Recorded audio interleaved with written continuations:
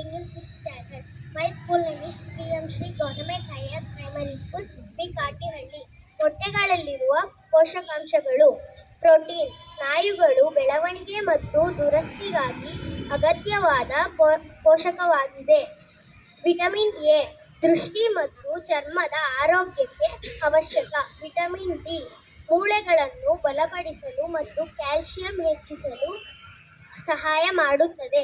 Vitamin ಬಿ12 ನರಮಂಡಲದ ಕಾರ್ಯನಿರ್ವಹಣೆಗೆ ಸಹಾಯ ಮಾಡುತ್ತದೆ.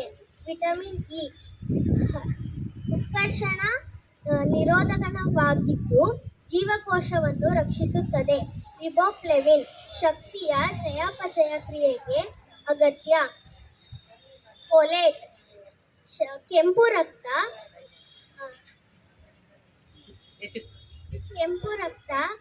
ಕಣಗಳ ರಚನೆಗೆ ಸಹಾಯ ಮಾಡುತ್ತದೆ. Okay, very good.